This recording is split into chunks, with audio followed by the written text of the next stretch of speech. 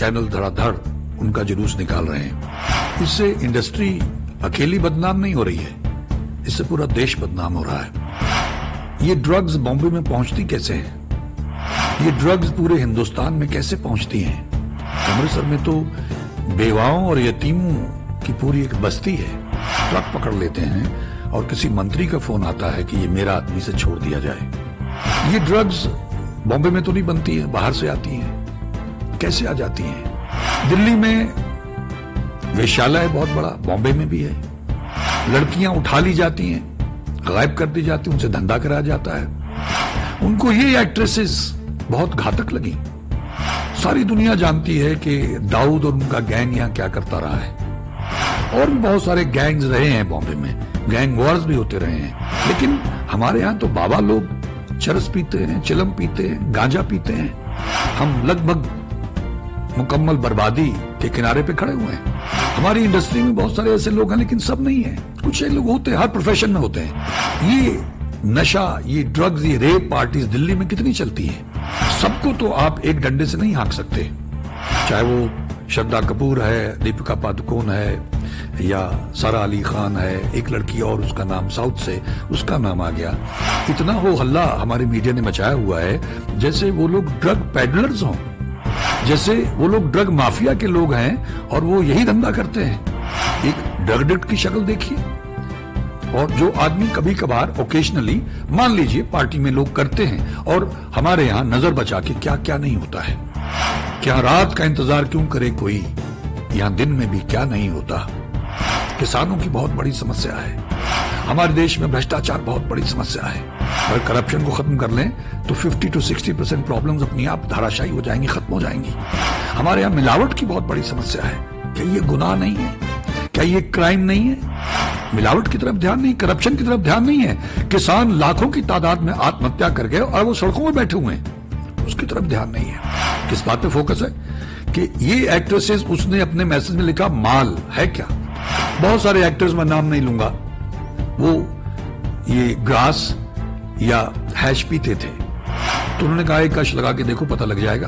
और फिर वो एक्टर्स को या एक्ट्रेसेस को सप्लाई करते हैं, क्योंकि तमाम एक्टर्स अपनी लुक्स के लिए, अपनी सेहत के लिए बहुत कॉशियस होते हैं, क्योंकि उनकी बॉडी और उनका चेहरा ही उनकी सबसे बड़ी एसेट है। और अगर नशा करते हैं तो बर्बाद हो जाते हैं। ये खबर फैल जाती है इंडस्ट्री में, कैरियर चौपट हो जाता है। तो इतना बड़ा स्टेक है उनका, इतना बड़ा रिस्क है उनके लिए। ये लोग तो विक्टिम्स हैं। जैसे हमारे यहाँ पंजाब में जो विक्टिम्स थे, छोटे मोटे, छोटी मछली, उनको पकड़ने लग गए। हमारी इंडस्ट्री में बहुत बड़े बड़े लोग, दिग्गज लोग, सीनियर लोग बैठे हुए हैं। उन सबको एक साथ आना चाहिए, कम से कम अपनी बात रखनी चाहिए कि इनके साथ में रियायत बरती जानी चाहिए, इनको वार्निंग दी जानी चाहिए, इनको हिदायत दी जानी चाहिए। ठीक है, आप सख्त वार्निंग दे सकते हैं, लेकिन वो कोई प्रोफेशनल नहीं है, वो क्रिमिनल्स नहीं है, वो पेशेवर ड्रग एडिक्ट नहीं है। चैनल्स अपनी सारी मर्यादाएं भूल गए। एक तरह का मीडिया ट्रायल शुरू हो गया और उसका प्रेशर इन्वेस्टिगेटिंग ऑफिसर्स पे, एजेंसीज पे भी पड़ता है। हमारा मीडिया इस तरह से बिहेव करता है, मीडिया ट्रायल शुरू कर देता है। यानी एक तरफ तो क्रिमिनल्स को टिकट मिल गए और वो असेंबली में पहुंच गए, वो संसद में पहुंच गए। ये कैसा दोहरा स्टैंडर्ड है हमारा। इन बेचारी लड़कियों के लिए इनको रेस्क्यू करना चाहिए, पूरी इंडस्ट्री को इनके साथ खड़े होना चाहिए। इसमें ग्लैमर है, पैसा है, नाम है, शोहरत है। और बड़ी यंग एज के ऊपर जब आपको इतना नाम, शोहरत, पैसा मिल जाता है, इतने कंफर्ट्स मिल जाते हैं, तो किसी का भी बहक जाना स्वाभाविक सी बात है। मुझे ये बताएं कि एक्सप्लॉयटेशन कहां नहीं होता है। अब देखिए हाथरस में क्या हुआ, बलरामपुर में क्या हुआ। तो ये उनके रेपुटेशन, उनके कैरियर, उनकी जिंदगी से खिलवाड़ करने वाली बात है। और हमारे मीडिया को थोड़ा सेंसिटिव होना चाहिए। तो हम सबको सोचने की जरूरत है कि हम लोग कर क्या रहे हैं, हमारी डायरेक्शन क्या है। और फिर मीडिया किस बात की रिपोर्टिंग करता है कि रिया चक्रवर्ती ने क्या खाया, चहलकदमी की, और वो एडिटर इन चीफ, चैनल के मालिक इस बारे में बातचीत कर रहे हैं, लेकिन किसानों का कोई जिक्र नहीं। तो ये कलेक्टिवली हम सबको सोचने की जरूरत है और हमारी इंडस्ट्री के तमाम लोगों को इकट्ठे होकर बाहर आने की जरूरत है। हमारे बॉलीवुड के बादशाह और शहंशाह हैं, इन सबको इकट्ठे होकर आना चाहिए, क्योंकि आज उनकी बारी है, कल इनकी भी बारी हो सकती है। अगर मेरे पड़ोसी के घर को आग लग चुकी है तो मेरा घर भी ज्यादा देर तक महफूज नहीं। लेकिन ये लोग बड़े इतने खतरनाक क्रिमिनल्स नहीं है जितने इनको प्रोजेक्ट किया जा रहा है। मैं समझता हूं ये एम्बैरेसिंग सिचुएशन हमारे पूरे मुल्क के लिए, हमारे हर नागरिक के लिए, हमारे देश की, अगर हमारी इंडस्ट्री के लिए है तो मुझे उम्मीद है कि हमारी इंडस्ट्री के लोग, अगर ये मेरा वीडियो उन तक पहुंचता है तो वो सब लोग इकट्ठे होकर प्रयास करेंगे कि एक कोशिश की जाए डैमेज कंट्रोल करने की। मंगल ढिल्लोन चैनल एक ऐसा चैनल जो आपका जीवन बदल सकता है, जैसे अब तक बहुतों का जीवन बदल चुका है। मंगल ढिल्लोन चैनल। नमस्कार, आदाब, सत श्री अकाल। दोस्तों, मुझे कुछ एक फोन कॉल्स भी आए और मैसेजेस भी आए कि जो फिल्म इंडस्ट्री के हालात हैं उसके बारे में कुछ बात की जाए। अब वो स्थिति इतनी विचित्र है कि उसके बारे में कुछ समझ में नहीं आ रहा है कि क्या बात की जाए। सुशांत सिंह राजपूत के बारे में जो इन्वेस्टिगेशन चल रहा है कि उसने आत्महत्या की या उसका कत्ल हुआ है।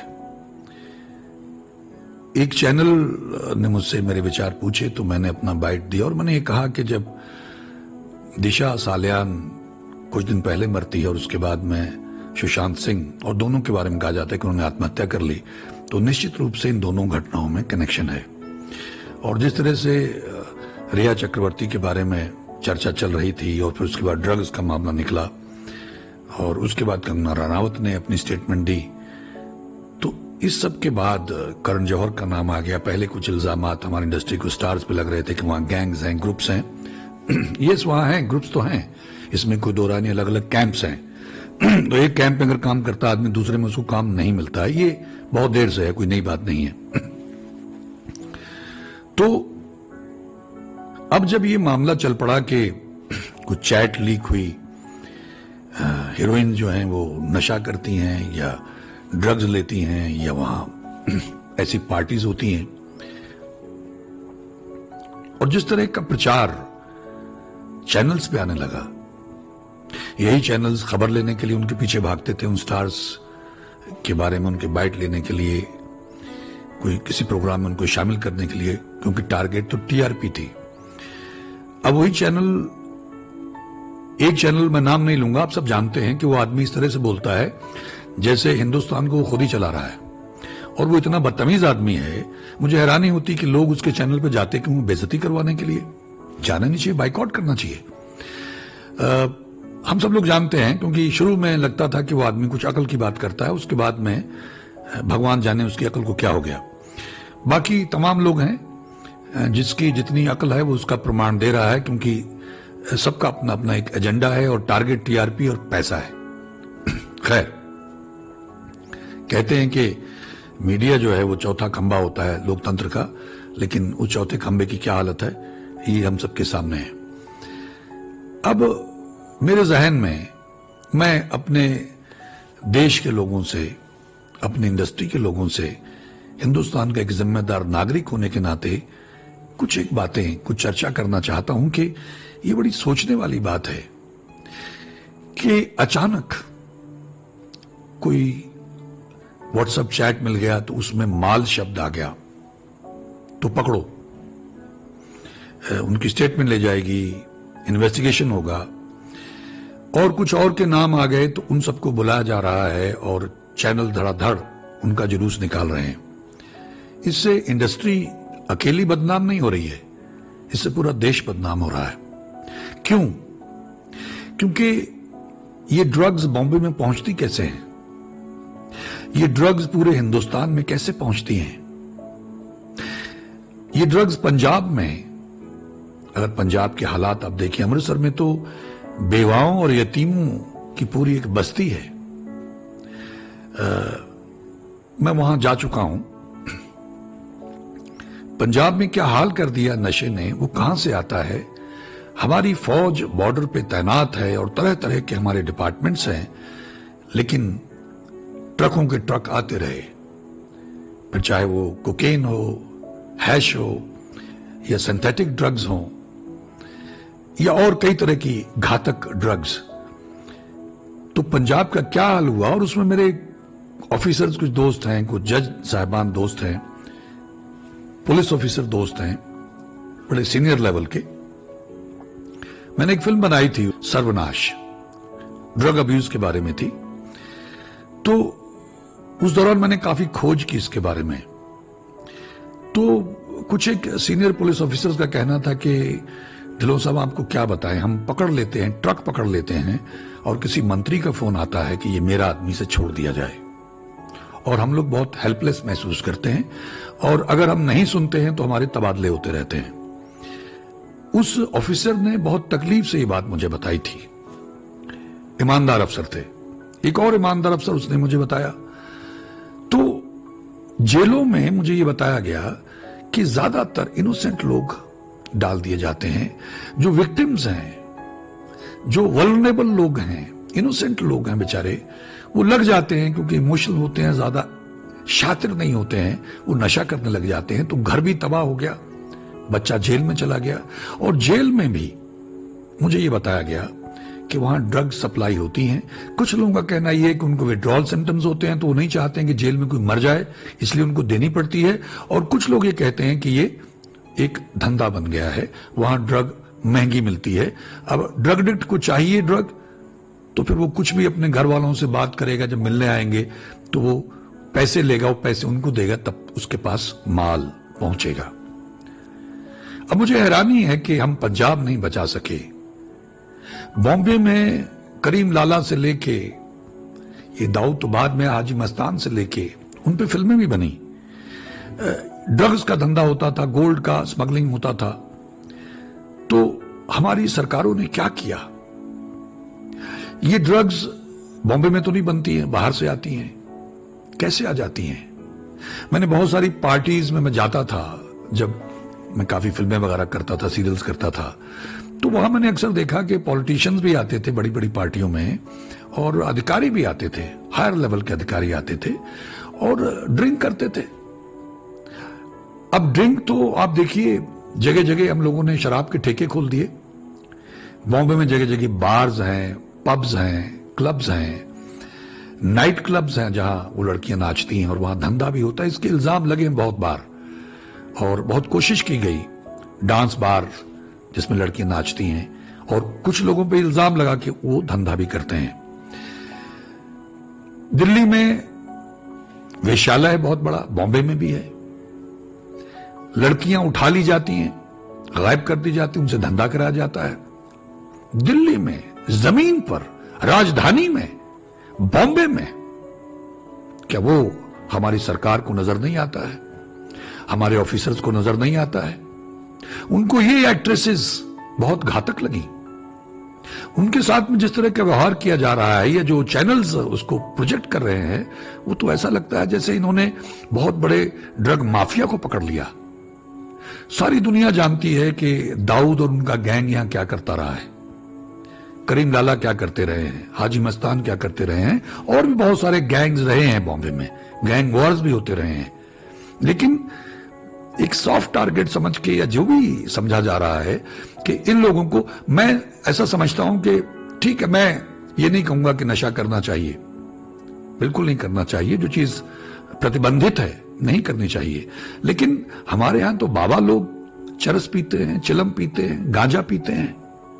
कनाडा में इसको अलाउ कर दिया गया था कि इतना ज्यादा स्ट्रेस है, इतना ज्यादा डिप्रेशन है लोगों को, तो आप उसकी एक मिकदार तय कर दी गई सरकार की तरफ से कि इतना तक आप ले सकते हैं, क्योंकि उससे लोग रिलैक्स महसूस करते थे। इवन कुछ पेशेंट्स, कुछ खास बीमारियों के पेशेंट्स, कि वो ले सकते हैं।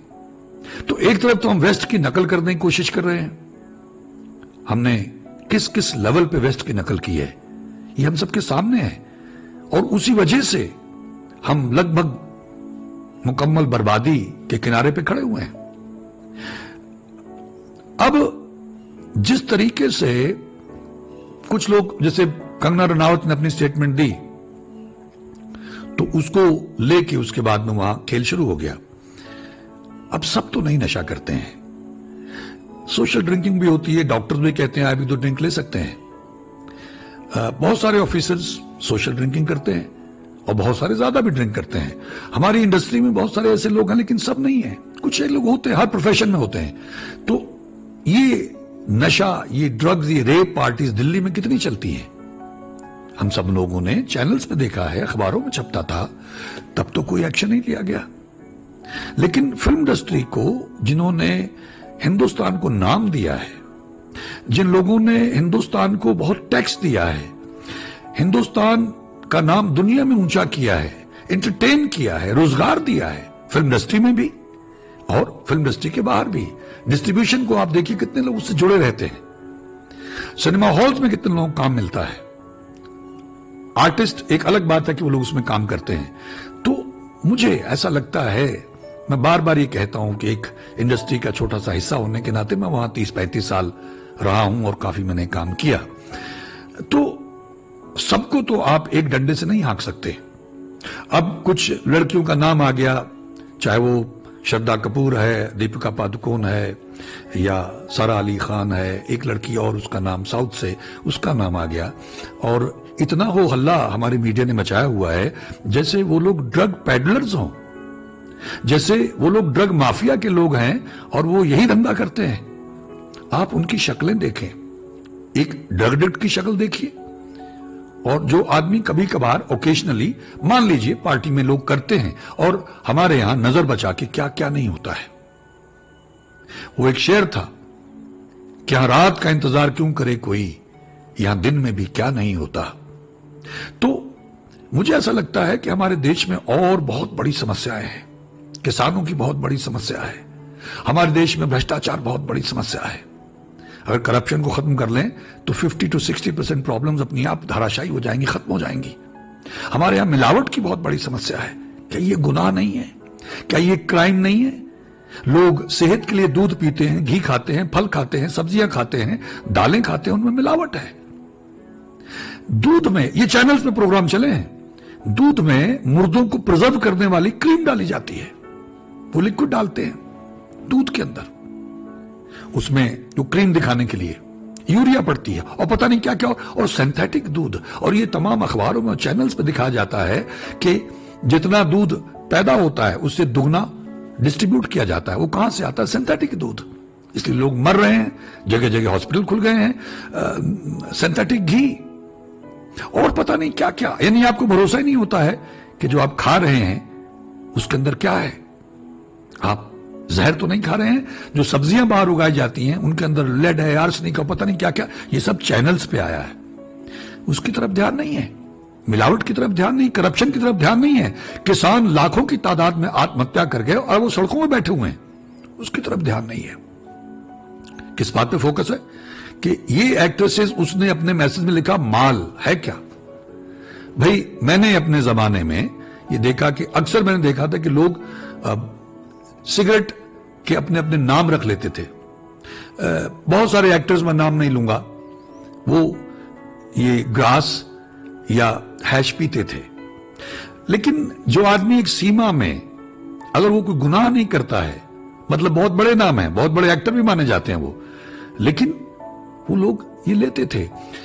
दिल्ली में नेशनल स्कूल ऑफ ड्रामा, इसके लड़के लड़कियां बाहर, अक्सर मैंने उनको मंडी हाउस में बैठ के चौराहे पे, और इवन वो लोग जो बॉम्बे पहुंच गए, वो लोग भी जब पार्टी करते थे, कभी इकट्ठे होते थे, तो एक दो बार मुझे मौका मिला तो मैंने देखा कि वो लोग पीते थे। और कौतूहलवश मैंने भी उनसे कहा कि ये क्या है, क्योंकि मुझे तब तक नहीं मालूम था ये क्या होता है। तो उन्होंने कहा एक कश लगा के देखो, पता लग जाएगा।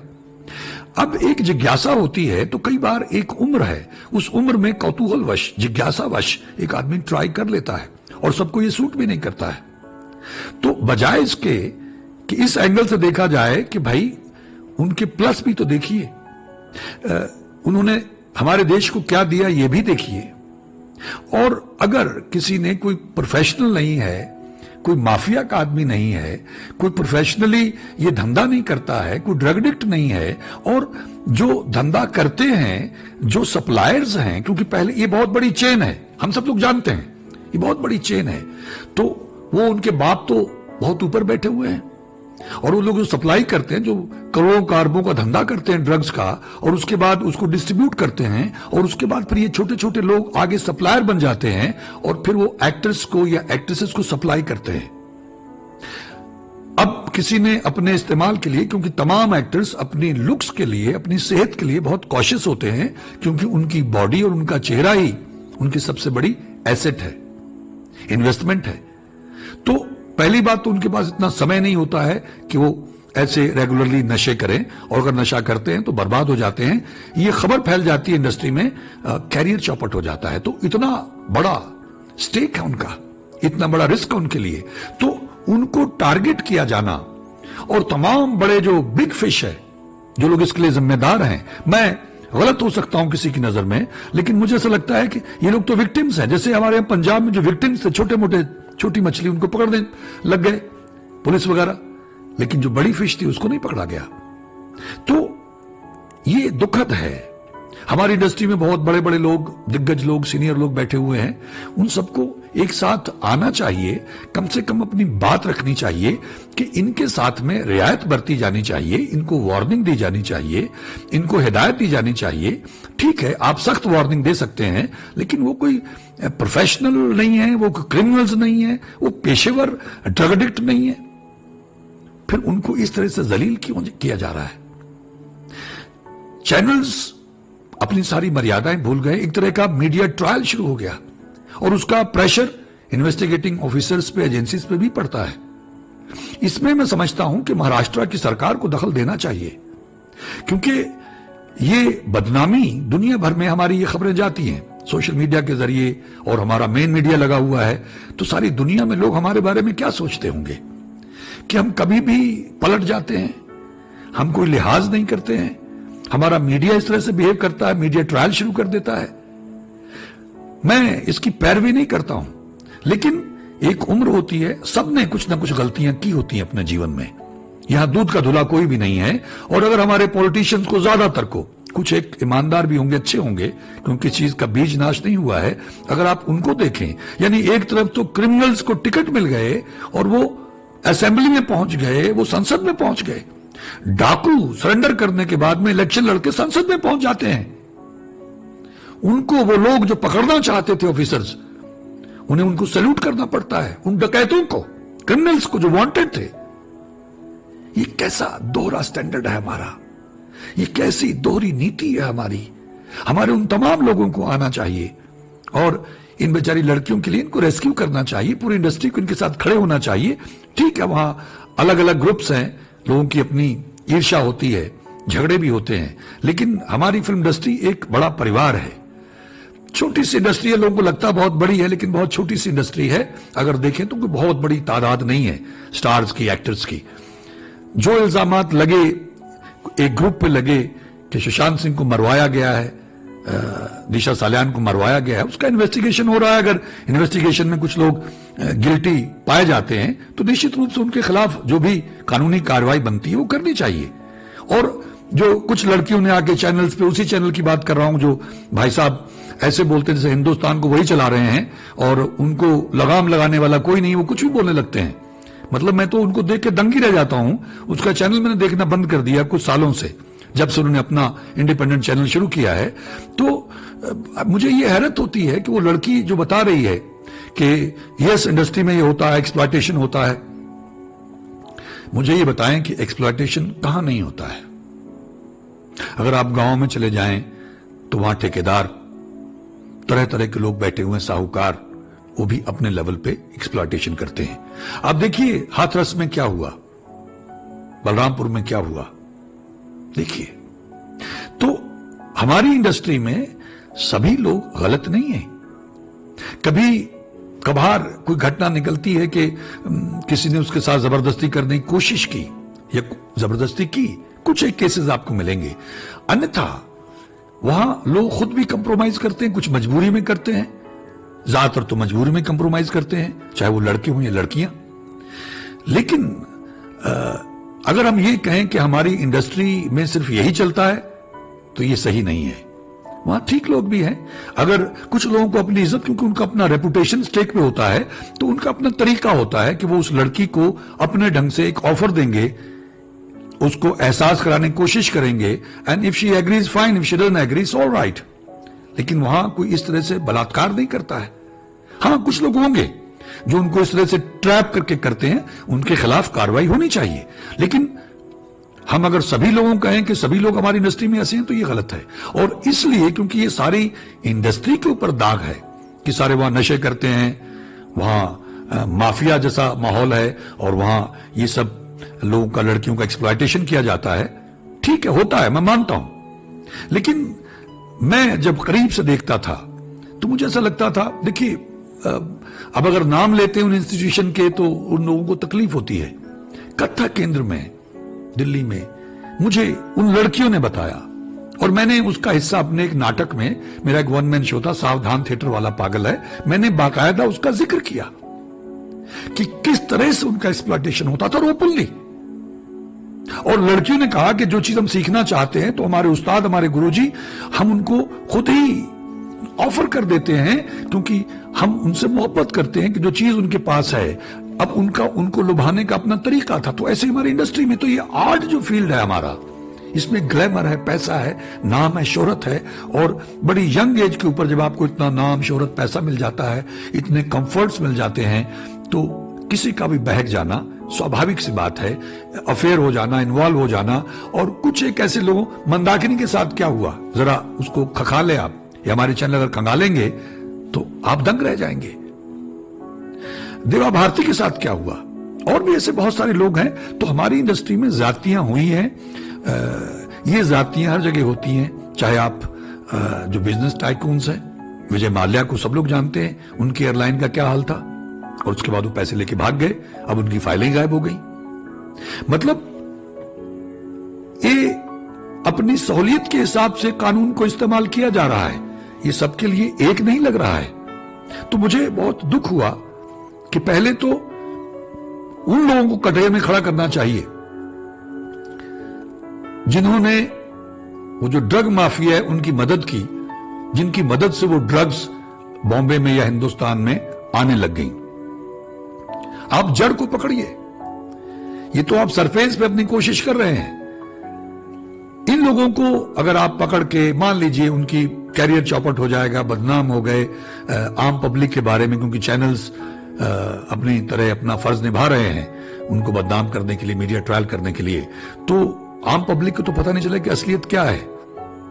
और सत्य बात यह है कि हर आदमी, आप किसी के भी अंदर झांक के देख ले, वो खुद अपने अंदर झांक के देख ले, उसकी कुछ एक बातें ऐसी होती हैं जो कभी जिंदगी में वो किसी के साथ शेयर नहीं कर सकता है। कोई भी देख ले, शायद कोई बिरला होगा, उसने अपने जीवन में ऐसा कुछ जरूर किया होगा जिसे वो किसी के साथ शेयर नहीं कर सकता है, क्योंकि उसको अपने आप से घृणा होती है और वो इतना शर्मिंदा होता है कि जीवन में वो बात उसके साथ ही चली जाती है।